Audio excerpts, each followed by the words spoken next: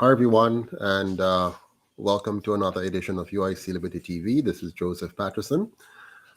Today, I'm going to be talking to you about the pay hike and the CBDC, kind of showing you the link between the two of them and ensuring that you understand the game that is being played and what we need to do about it.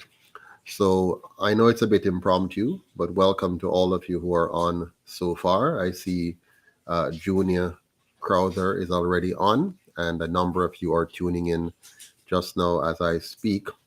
Hope you had a good Labor Day, and I know you're all still suffering from shock and awe in terms of what the government and opposition and the PSOJ oligarchs have tried to pull off so far. But there's a lot to it, eh? And we're going to talk about it today and get to the bottom of it a little bit more. Welcome, Lenward Duffus. Good to see you on as well. The UIC is having a big event coming up on June 10th. I'm going to share with you more about that later on. And if you were looking closely, you might have seen our Vice President, Miss Jasmine Powell, out on the hustings, supporting the protesters on the ground there in Jamaica. I am out of the island right now. I'm still in Canada. You know, I did the town hall meeting last week in Toronto, and the week before that I was in London. Seem to have a connection problem. So the connection problem followed me all the way to Canada.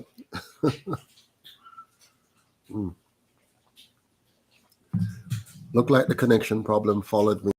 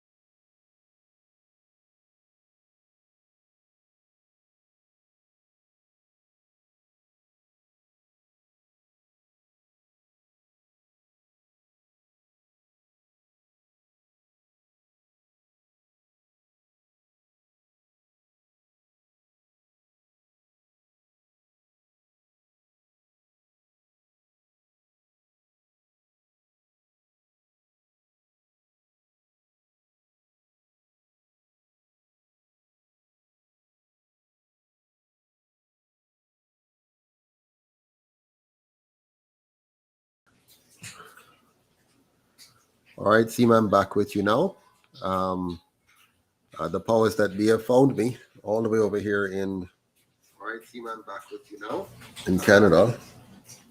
I can't seem to escape this problem, eh? I'm here in Toronto right now. As I was saying before, I have been in the UK the last 2 weeks ago or so. I was in the UK, London. We did our town hall meeting there. And then I did the town hall meeting last Sunday here in Toronto. And we had a really, really good outcome, and persons wanted to meet again. So we're having another meeting here in Toronto on Sunday before I head out for Jamaica. So I miss all the protests on the ground in Jamaica, but VP Powell is on the ground out there. Big up Miss Powell, Jasmine Powell, our VP for the county of Surrey, who's been at the front line in leading the charge for the protests that's going on the ground right now. So if you see Miss Powell, please give her a shout out for the work that she's doing there. I want to say hats off as well to our chairman, Mr. Winston Wright, who's helping us with the planning and organizing for June 10th. There's also, well, the team, quite a bit of, members on the team working. Naika Williams all the time in the background there as treasurer and admin assistant. Anyways, our topic for today is the pay hike and the CBDC and why you need to be careful that they don't trick you in the process. So I want to turn our attention to that right now and kind of dig into that. Now, one of the demands that you would have heard made by us, the UIC, and others is for a job description for our politicians. And if they want to get a pay raise, they should have a job description that we hold them accountable for, don't you think? But how could we have gone for 80 years, 8 decades, and our politicians do not have a job description? And the Prime Minister is telling us now that he's going to, put something in place. By the way, he had promised this some 7 years ago, and we still don't see it yet. But you can't blame him alone. It's a system. And they have gone for 80 years now without job descriptions. So what were we paying them for? What were we paying them for if they didn't have a job description? What is the basis on which they were being paid? But let's think about what their job description might look like right now, the one that they're operating under right now. What is the job description of an elected politician right now? Not the one that they're going to write and tell us because we have come out and said what we did. But what is the job description now? The answer really depends on the system of governance under which that politician is elected. So here in Jamaica, no ordinary person gets elected unless they join one of two well-established gangs. And I call them gangs for a good reason. Party is a nice euphemistic term. These are two gangs. They operate like gangs, they function like gangs, and they have outcomes similar to gangs. So in Jamaica, if you want to be an elected politician, you know that your only real way in is by joining one of two gangs, which is why the UIC is such an anomaly. Because when we started the UIC, we did not start it as a political party. We started it as a political movement dedicated to educating and empowering Jamaicans to understand how the political system works and how they can change it with something better. Now, in Jamaica, since you can't really hope to win in the political arena unless you join one of the two established gangs, this means a politician so elected is accountable to the gang leadership, not the people. So don't be fooled. When you elect your MP, you're not electing your MP. You're participating in a process where you are authenticating somebody to say that they are your representatives, but in effect, they're representing the gang to which they belong, and those who lead that gang, and those who own that gang. Therefore, the unwritten job description would read something like this.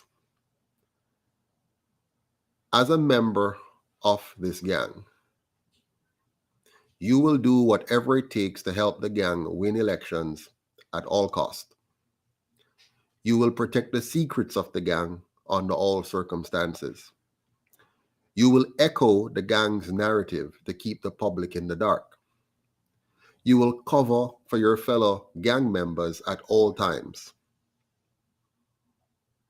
Any disloyalty by you will be met with severe consequences. You must put your tribe first at all times if you wish to maintain your position. If you play by the rules, you will be handsomely rewarded. That is the current job description of those who occupy Gordon House, those who sit in what we call our parliament, those who control our government. That is their current unwritten job description, a job description which is not published for you or anyone else to see. But these are the codes that they live by. This is how they operate. So when you hear them talking about job description now, because we're pushing for that, they mean they're going to put together something, a document, which is palatable for public consumption. Yeah? And so I want to help you unmask that system, fully understand that system, and work through how we're going to change that. The UIC understand this system of politics, and we're therefore advocating for a complete change of the system from what it is now into what it should be. But there's no way that those who colluded with their foreign masters and their local masters to give us this system will want to change it anytime soon. So what you're going to see is a deliberate attempt to continue the same system by any means necessary, even if it means adjusting their public statements to pacify the mood of the populace. So after 80 years at this stage, these two gangs or colonial parties would not want to give up a multi-billion-dollar scam that has worked so well for so long. It has allowed them to enrich themselves at the expense of our grandmothers, our grandfathers, our mothers, our fathers, and now you and me. Most of the laws on our books are colonial laws. The Constitution itself is a colonial constitution. Almost every regulations are the dictates of their foreign masters. They do not print or control our dollar. Our economy is run by the IMF and other foreign lenders. Our education and healthcare system is a sham. Our highways, hotels, and industries are owned and operated by foreigners. Our government is therefore weak, inept, and incompetent. It merely engages in a cut and paste approach. Whatever is given to them, they just cut and paste it and say, this is our laws, our regulations, our legislations. They're mere puppets and parrots of other world leaders. They have no vision, no ambition, except, of course, to enrich themselves at your expense and mine. So why are we paying them? Why are we paying them when they're really just occupying the seats? They're not doing anything meaningful. So it would be interesting to see what they come back with and say, here's our job description. And it's going to be a bunch of highfalutin terms, which will mean nothing in the end. And it will not be linked in any way to clear performance metrics and measurements. And so the question is, why are we paying them? Do you know the answer? Why are we paying these politicians when they don't even have a job description that you and I know about?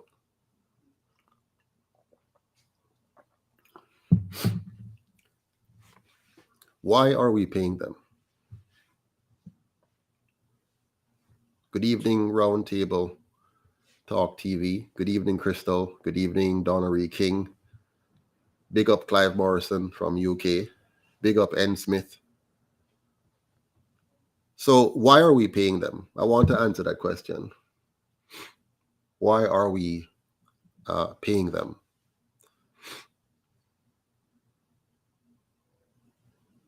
Do you know the answer? I'll tell you why. We're paying them because we're forced to pay them by the PSOJ oligarchs. That's why we're paying these two parties and the politicians they have in the house, because the PSOJ oligarchs forced us to pay them. That might sound strange. You're saying, why? How? What do you mean, Mr. Patterson, that the PSOJ oligarchs forced us to pay them? Yes, the PSOJ oligarchs are forcing us to pay these weak, inept, and incompetent misleaders, or nothing but dressed up looters and moochers. How does the PSOJ oligarchs force us to pay these fake leaders, you asked?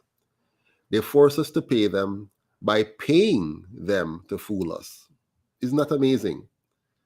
The PSOJ oligarchs pays them to fool us. They give them billions of dollars for them to fool us into electing them. Yes, the PSOJ oligarchs or the big money elites fund these two gangs to rip us off by buying the votes of those they have kept poor and destitute through low wages, minimum wages, and even contrived unemployment. They fail 70% of our high school graduates every year, and by extension, create a base of uneducated, unsophisticated, and even unemployable pool of voters to keep them in power. Yes, it is the PSOJ oligarchs that are really in power. Andrew and Mark, or the JLP and PNP, are just their puppets. So when you vote PNP or JLP, you're always voting for the PSOJ oligarchs that funds them and controls them. Cliff Hughes suggested I might be too, I might not be too smart to be telling you this, because he probably thinks the UIC needs money from the oligarchs to run our campaign. But the UIC doesn't want to be funded or controlled by the PSOJ oligarchs. If we were to do that, then you'll have three of the same thing. They would be in control of us, and they'll be in control of the other two. The UIC, on the other hand, is inviting the Jamaican people to fund and control the UIC. That's what makes us a grassroots people movement. That's what makes us the People's Party, the Education Party. The UIC is the reincarnation of Marcus Garvey's. We are the embodiment of his mission to unite, to liberate, and to empower the people. And we shall do this by providing a system of good governance while uncovering for you the 80-year-old multi-billion-dollar fraud or scam of the PSOJ oligarchs and their media and their two colonial parties that they have used to not only block the UIC from the national consciousness, but to ensure that no matter what we say, you almost never see it on radio or television. No matter where we go, you almost never see it on radio or television. If they can't find something negative to attach to us, like calling us, anti-vaxxers or something, they can't get to do that. Then none of our pronouncements, none of our positions are relayed to the Jamaican people. Many Jamaicans still don't know that the UIC exists. Some may have seen us one time or the other in some shape or form and quickly forget, because out of sight is out of mind. And so they're not seeing us. They're not hearing from us. So they think we don't exist. If we walk downtown, put on a rally somewhere, they don't show up. They don't film it. They don't carry it on the news. If we put out a press release and say something about an issue, you'll hear from everybody else before you hear from the UIC. You'll hear from, in fact, you won't hear from the UIC normally, but you'll hear from every little organization or any other group or person except the UIC. The power of this trio is immense. The power of money, media, and partisan politics is tremendous. It is about using the wealth of the labor and land which was stolen from our ancestors to control and keep us as wage slaves. Those three things, The money that was generated and has been generationally built by those who exploited our people, combined with the media that they've been able to use that money to buy, and the parties that they've been able to create and manage and control. They're using those three things effectively to deny you, to deny us our fundamental rights. They're using our own money stolen from us to own the media and the two parties to mislead us. They're using the media to steer the narrative in whatever direction they wish. You might recall during the pandemic how hard they tried to censor any other views, and they were quite aggressive. So they will use the media to steer the narrative in whatever direction they wish in order to distract us so that they can deceive us and every day work on extracting our wealth from us. They use the two parties as a form of controlled opposition to give us the illusion of choice. They divide us into two tribes. They distract us with all kinds of gimmicks and schemes, like free this or free that, while they write laws, enact regulations, and set up institutions to rob us blind. They legalize the theft of our resources and use their fraudulently gained authority to sell off our assets to whomever they will. Whoever is willing to engage with them in any form of scamming the Jamaican people, they will do it. And of course, they make it legal. They make it look official. So whenever their foreign masters come along and promise them, say, billions of dollars, if they will force, bribe, or trick us into taking an injection, for example, they will gladly and vigorously undertake the mission without regard for the consequences to our lives, to our livelihoods, or the impact on our children or our children's education. That is why no matter how much we objected, they would not relent to push forward their foreign masters' NIDS agenda. They will go through any court action, go around any form of opposition to get that through. The same thing for the injection, the same thing for the CBDC. That is why they also did not blink in turning over the ownership of our central bank, the Bank of Jamaica, to the banking cartels, along with billions of our tax dollars, which most of you don't know about. You don't even know that you should be upset about it. You don't even know what it means. But they told you they're making the bank independent. Yes, independent of us. And so today, you don't see Jamaicans in the street protesting because the bank has been given away, because they don't understand. They don't know what it means. But yes, your bank has been given away. Your banking sector has been given away. Your right to banking has been given away. Your control over your banking sector has been given away. And not just that, your tax dollars was given away with it. And it's all done in a way that suggests that it's legal. Where was your representative in all of this? Did you hear from one of your MPs saying this is wrong? Did they come out in the news media? Did you see it on the news saying this is wrong? No, you didn't. Because money, media, and politics, controlled by the same people, steers the narrative and keeps you ignorant of the facts. And that is why they will stop at nothing to enforce the central bank digital currency, which is the final piece of the puzzle to completely surrender our sovereignty as a nation to the globalist agenda. You will no longer be able to buy or sell or do anything without their permission.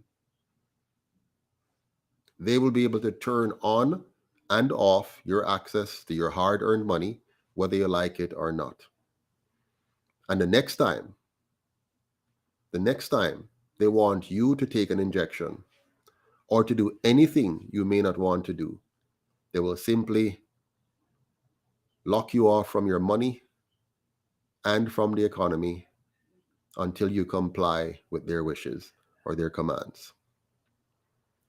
This CBDC will not only affect you,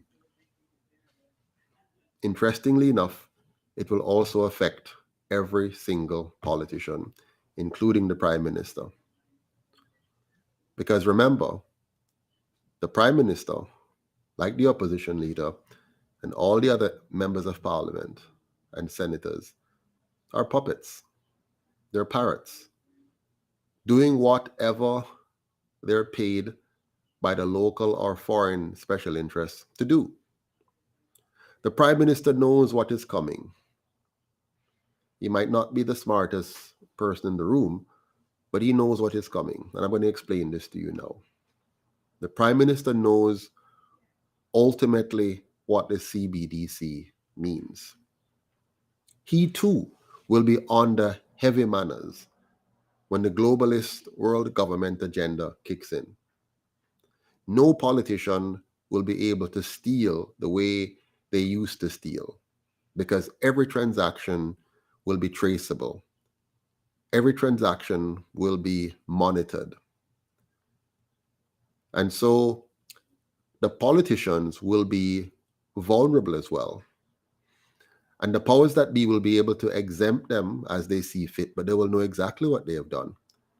So they'll be able to take down anyone they wish to take down and put up anyone they wish to put up. So it means that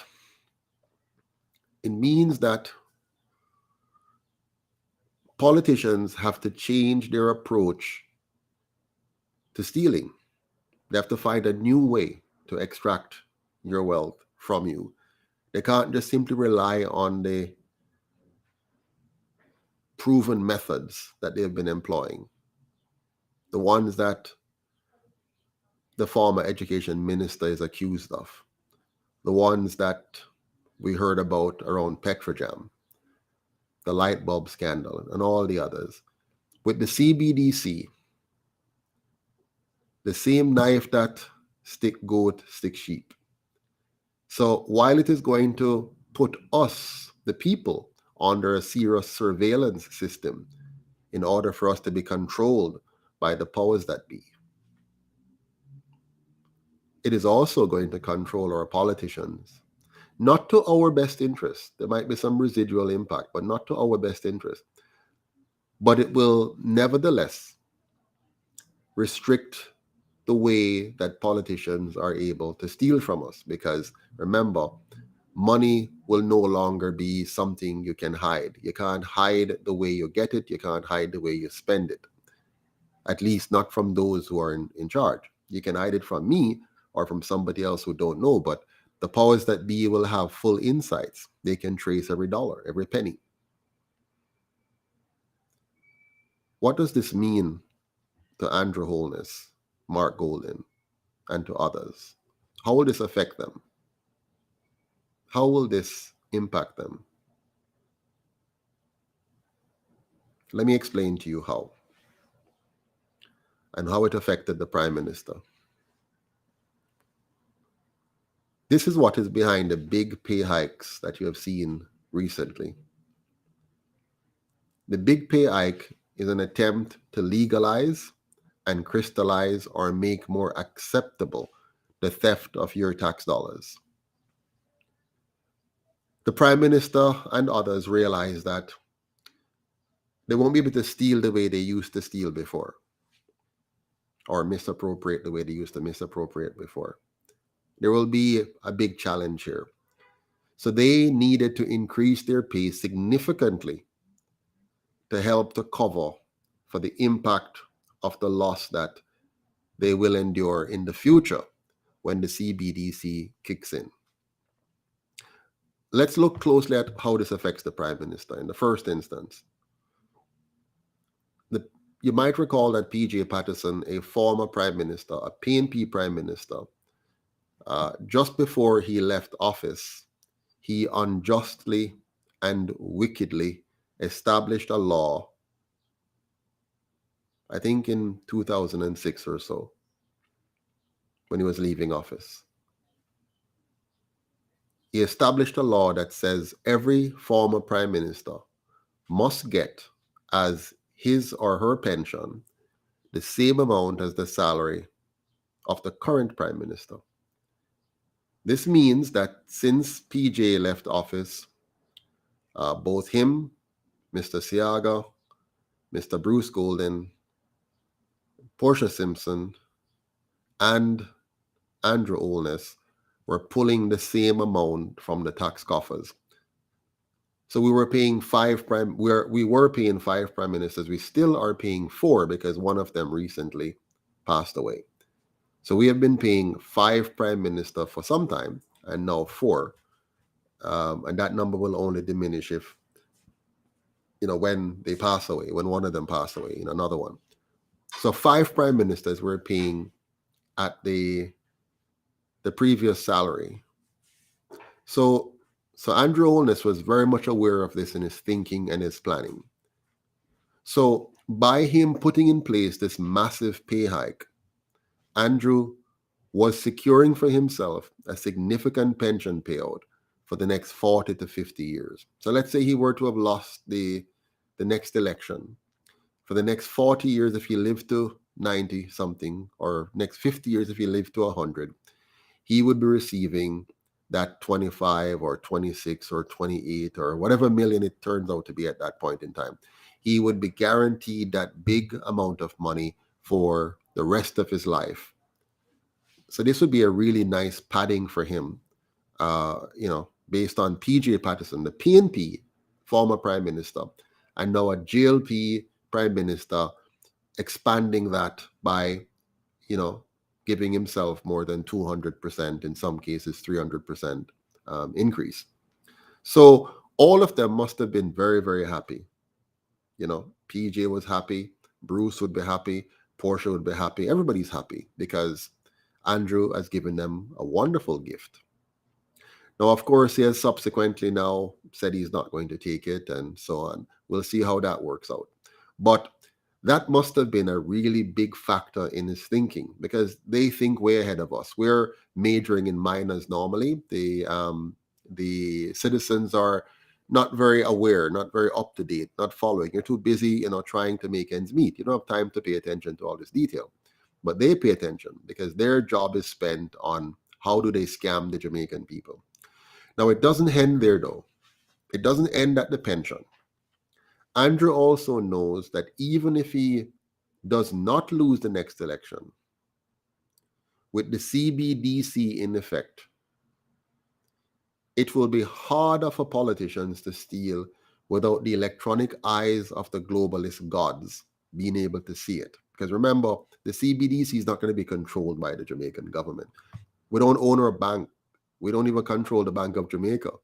We don't control our monetary policy and fiscal policy. We have no control over our economy.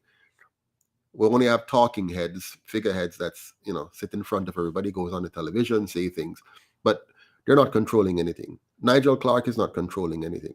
He's simply doing what he's being told to do by who is in power to tell him to do that. Yeah. And so what we're seeing now is, however, our politicians, while they may not be in control of our government policies in general and the regulations and laws that they're told to implement, they do have control over how they engage in corruption, how they strategize for corruption, how they figure out ways to extract monies from us, or how they get money to fund their next election, whatever tactics and strategy they're going to use. So Andrew knows that even if he does not lose the next election, with the CBDC in effect, there will be constraints, significant constraints on how you steal from taxpayers. You have to find more ingenious ways. And the CBDC makes it really very hard because it's traceable. Therefore, the massive pay hikes are necessary because if you give 63 members of parliament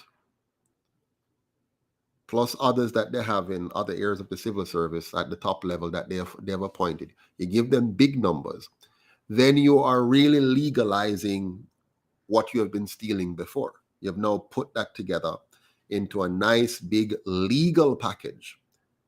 So now you're going to legally, upfront, thief that money. As you know, many politicians do not really do anything. What does your MP do? Really, what does your MP do? What is he doing? Walking around trying to figure out how he's going to get more votes? When the road needs to be fixed, or there's a fire at the dump, or there's some major catastrophe, what does the MP do? They just talk. They just, oh, whatever. What do they really do? They're still at the mercy of whatever funds is allotted to them from the central government, from the cabinet, from the executive branch of government. If they're an MP and their party is in power, they're not going to say anything. They're not going to challenge anything significantly. If they're on the opposition benches, they're going to, yap their mouth a bit. But then when they're elected, no real change. What does your MP really do? What makes an MP a valuable part of society? Don't tell me about representation, because there's no real representation in our parliament. Representing what? What are they representing? When you had the pandemic situation, did they listen to us? Did your representative go to parliament and stand up for you? No. So even though 70% of us said, no, we don't want it, you didn't see 70% of the parliamentarians standing up and saying, no, we don't want it. So your MPs really do nothing. If you consider the time they spend walking up and down trying to get votes, trying to placate you, trying to give people little handouts here and there, some cement, some steel, zinc.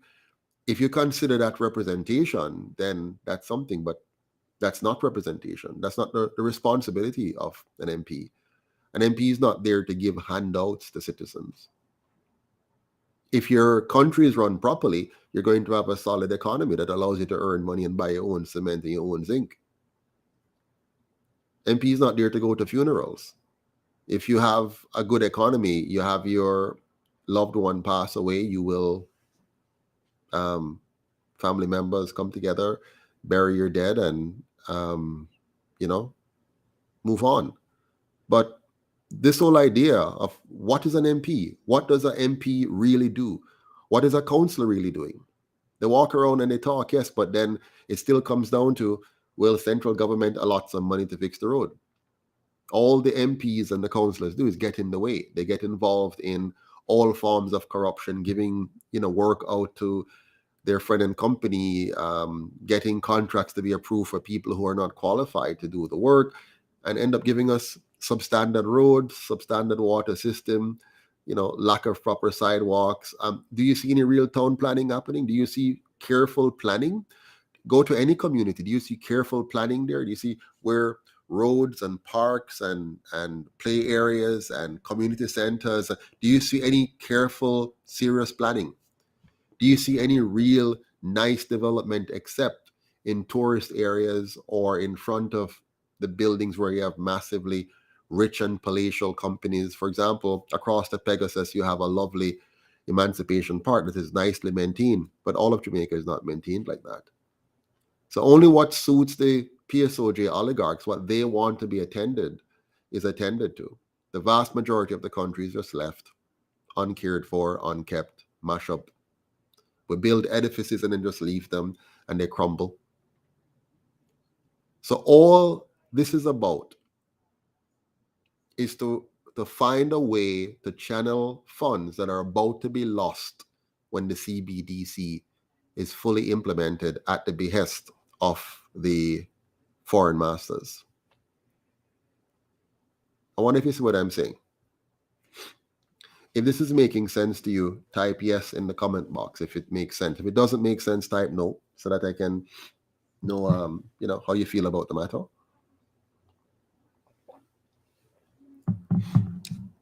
Don't worry about those who are trying to say bad things about the UIC. That's okay. They have their mission. They're on their mission. They're doing what what they've been sent to do. But we have better things to do. We have to stay focused on what we're doing. We have to stay very focused on what we're doing. And so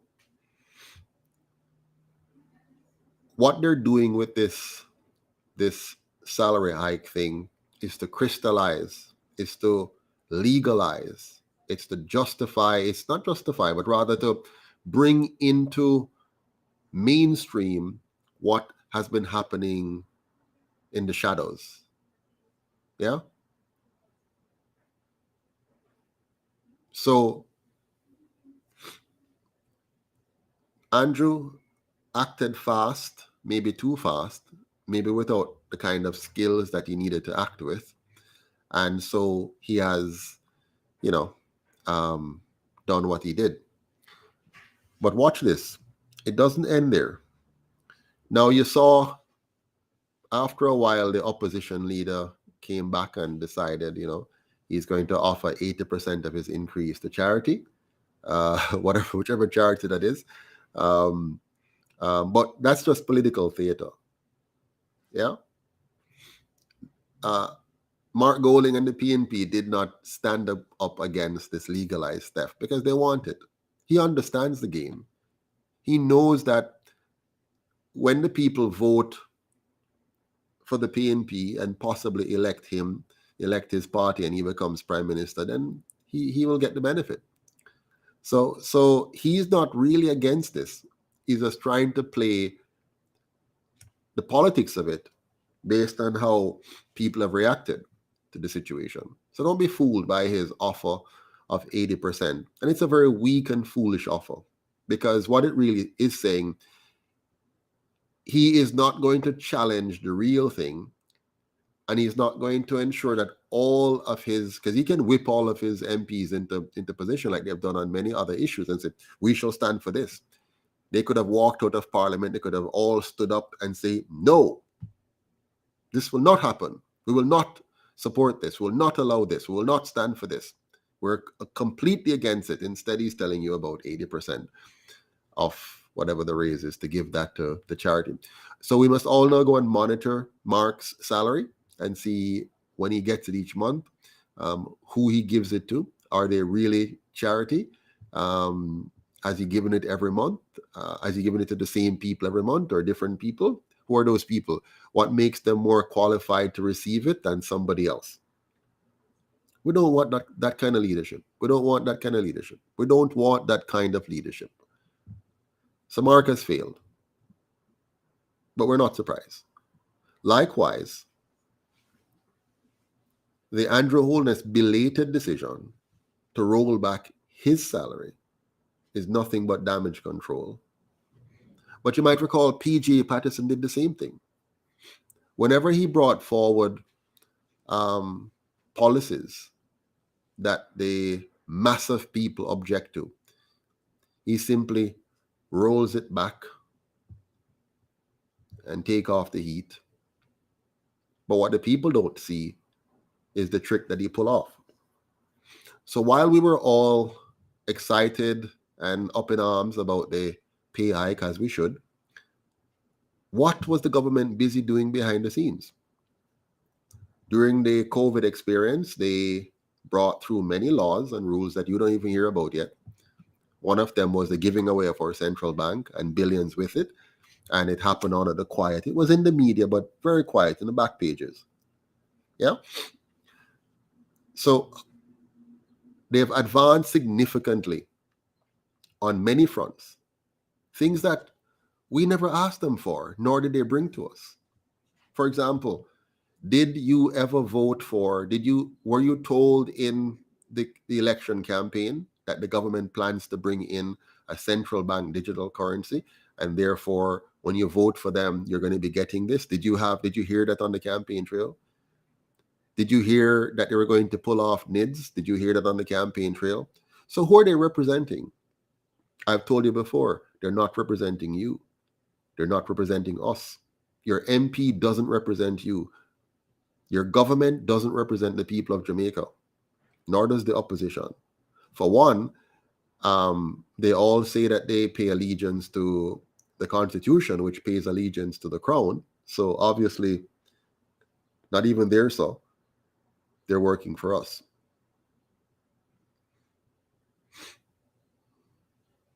So the truth is, Andrew's belated decision to roll back his salary is merely damage control, but the real damage is already done. And while we're up in arms about the hike in their wages, which we should be, they're working steadily to implement the central bank digital currency as they were directed by their foreign masters. And not just the CBDC.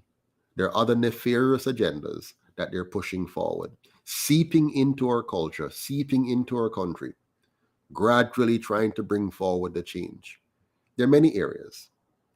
There are many areas of social change that they want to engineer into our people at the behest of their foreign masters, fully supported by the PSOJ oligarchs, who their only interest is money, profits. They don't care if the entire Jamaican nation is sent to hell in a basket, as long as they are getting a part of the financial pie.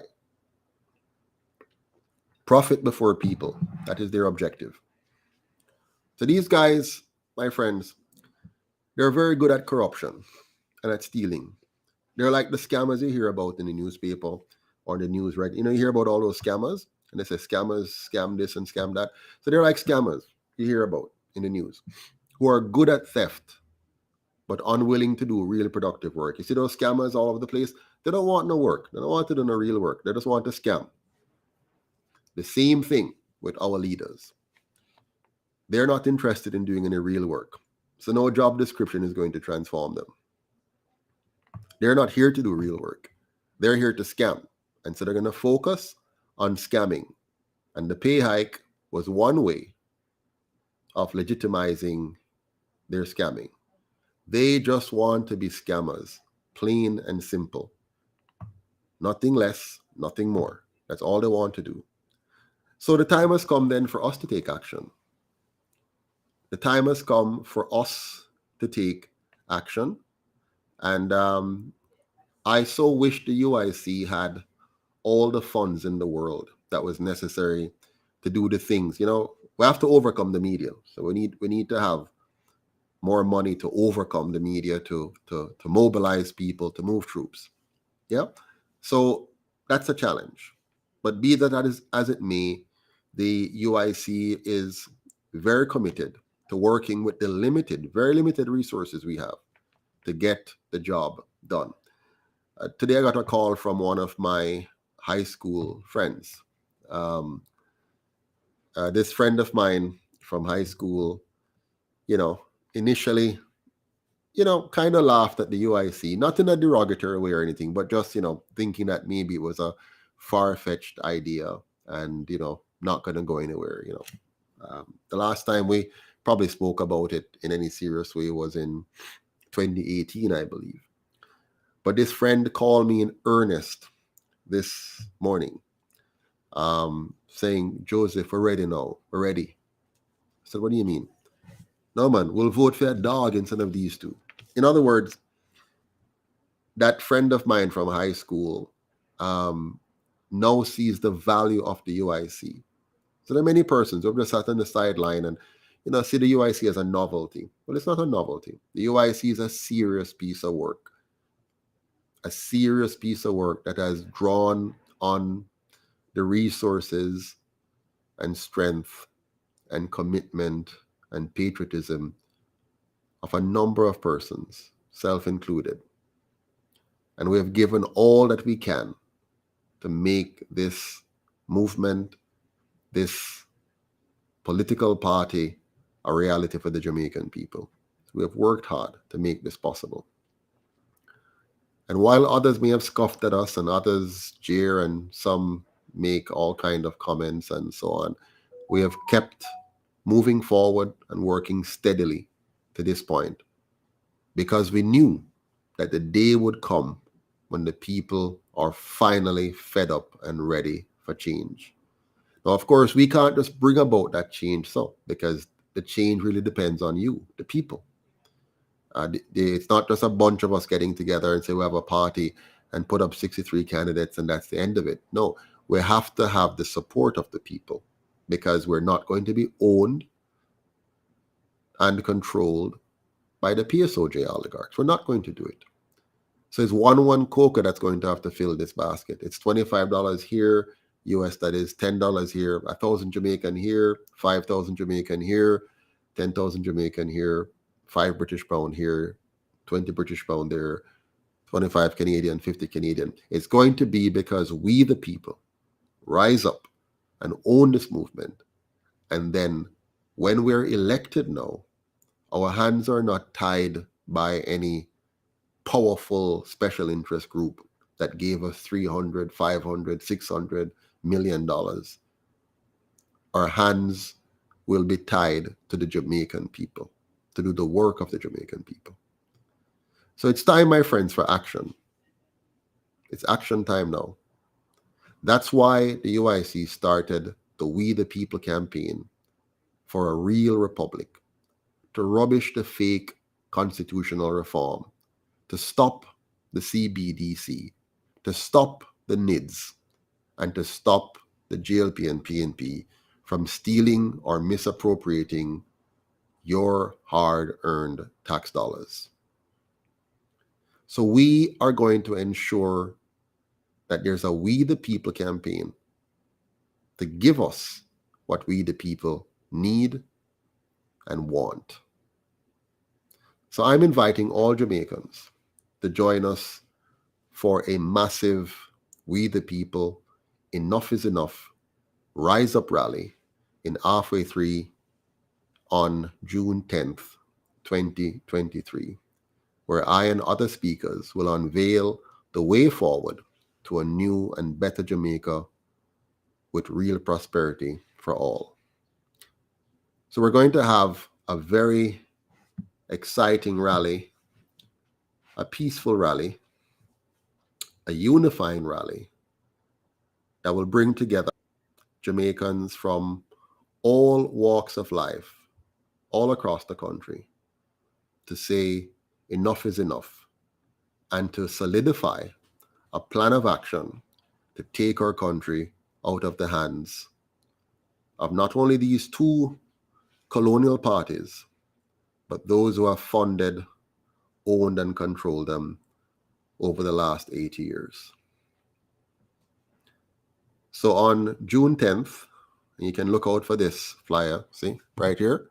So on June 10th, you can book this in your calendar from now. On June 10th, 4 p.m., Mandela Park. Come out and hear the message and be a part of the movement, the collective of people drawn from various civil society groups, drawn from persons who were once JLP, once PNP, persons who were independent like myself, who have never been a part of either, persons who gave up on Jamaica, gave up on the political process, but are now saying the time has come for real change. Enough is enough. They have seen clearly now what these two parties, what the colonial system that they have embraced and forced upon us, what the PSOJ oligarchs have done to us through them. They've seen clearly where this is leading, and they're saying enough is enough, and we're now ready to take back our country. It will be an amazing thing to see a real revolution in Jamaica where we actually take charge of our government for the first time in the history of our people. We did not get independence in 1962. We got tricked in 1962. So those in charge of our government to this day are not representing us. We were tricked. So we have never actually, as a people, taken control of our own government. We have never done that. We have allowed some people to co-opt our government. and call themselves our representative.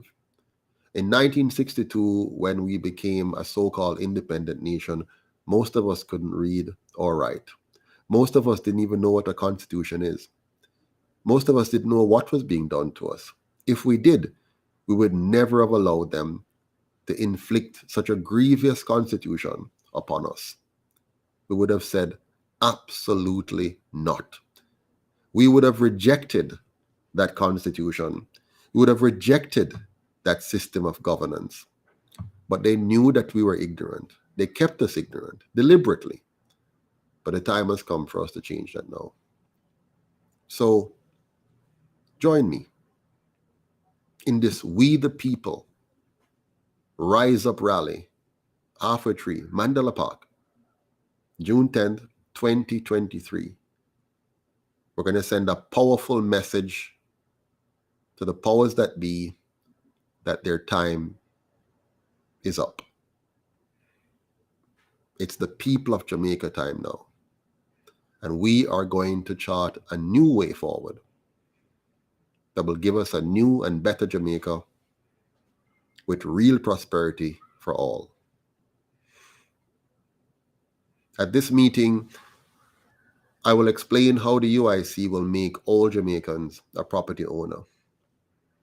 Some people think it's impossible, Some people, what are they talking about? One guy said, I love everything the UIC has said, everything. I agree with all that they have said, except on this one point, them making all Jamaicans a property owner. They can't do that. He doesn't see where it's possible. But let me put it in context for you. This is important. Singapore is 1/15 the size of Jamaica. Singapore is the size of St. Thomas. So, you can fit 15 Singapores into the landmass of Jamaica. You can take Singapore and drop it into Jamaica 15 times. Yeah? Imagine that. Now, Singapore has twice our population, more than twice the population of Jamaica.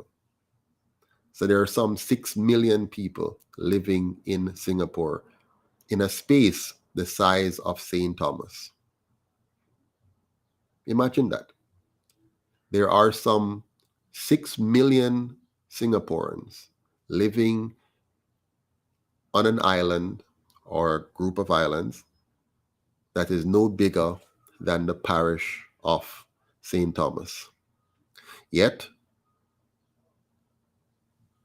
they have been able to make 93% of their population property owners.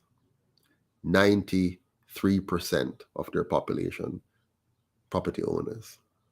Now, if we have 15 times the size of Singapore and less than half their population, why can't we make all Jamaicans property owners? Let me expand that thought a little bit more.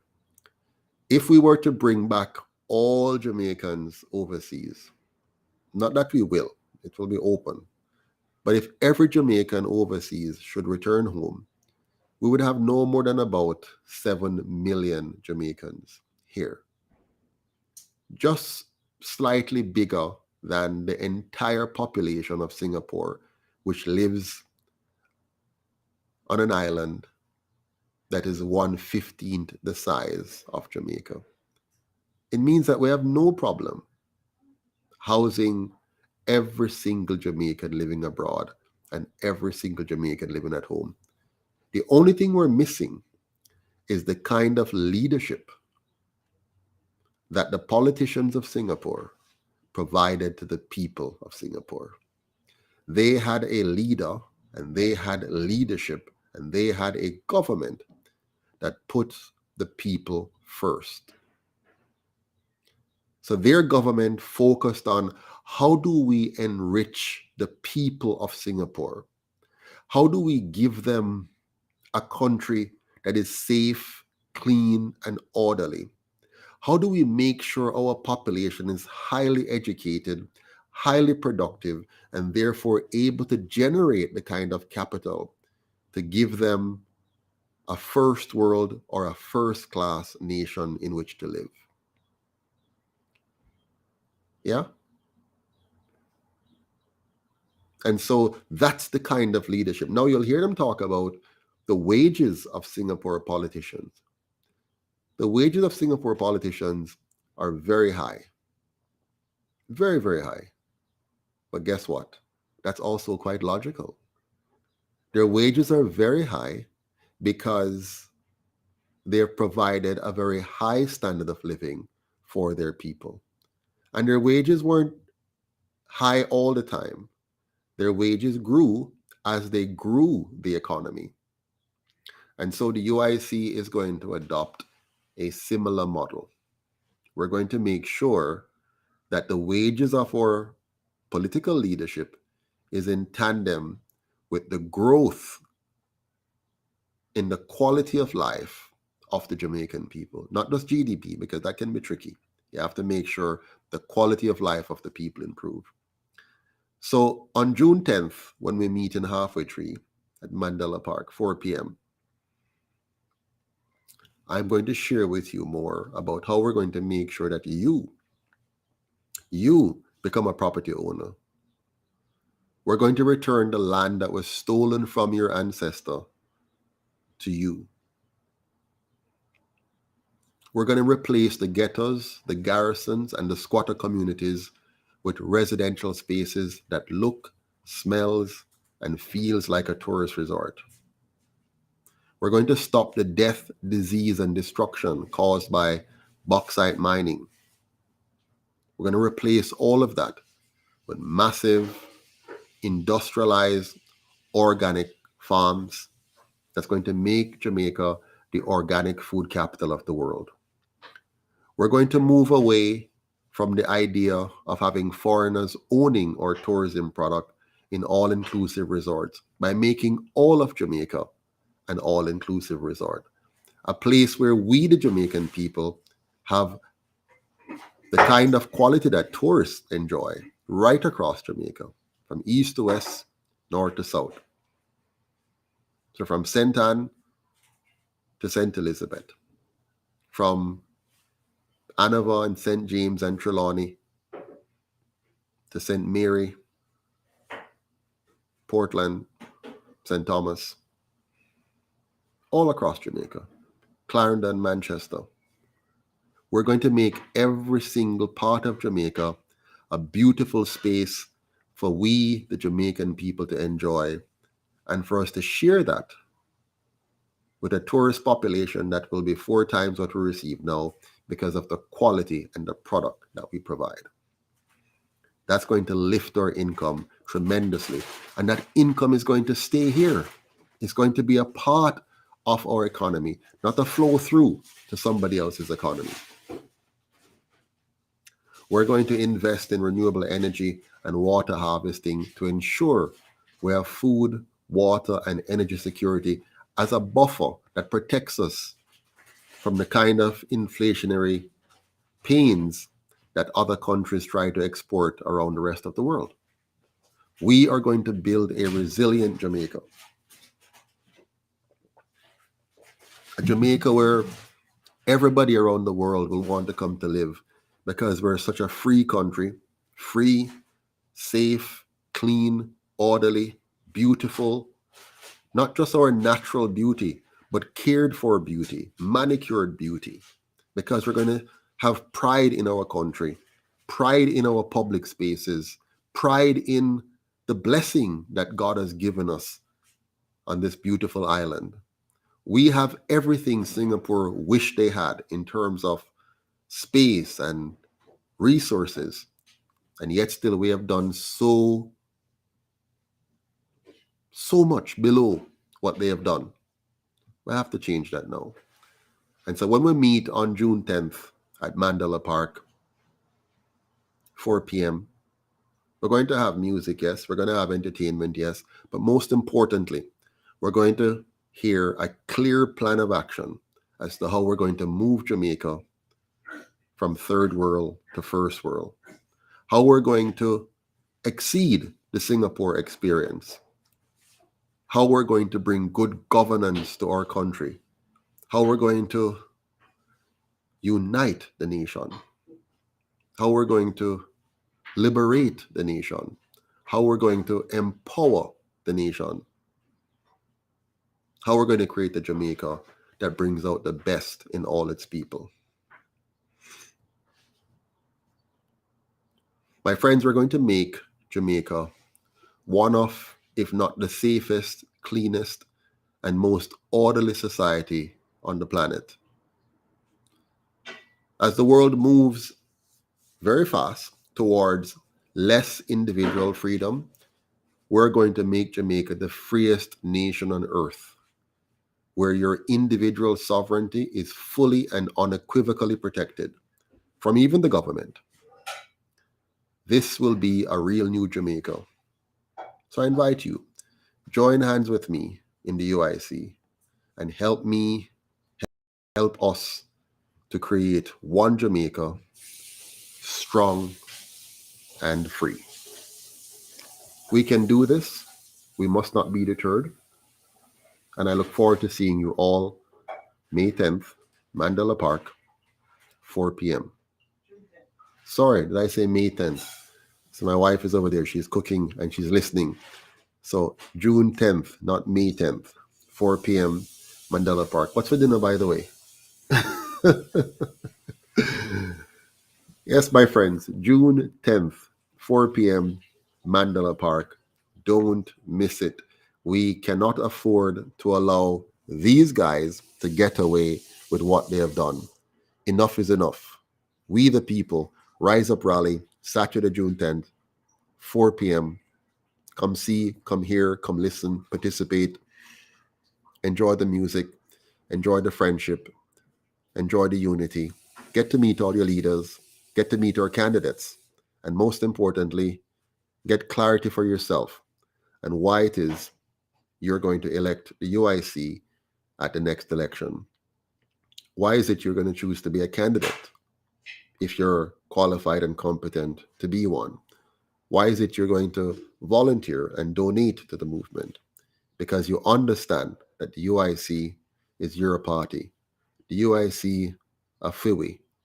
The other two parties on the FIWI, them belong to the colonial masters and to the PSOJ oligarchy. But the UIC is you and me. The UIC a FIWI party. We own it. Let's make sure we use it and maximize it to take back our country. Take care, have a good evening, and all the best. One Jamaica, stronger together.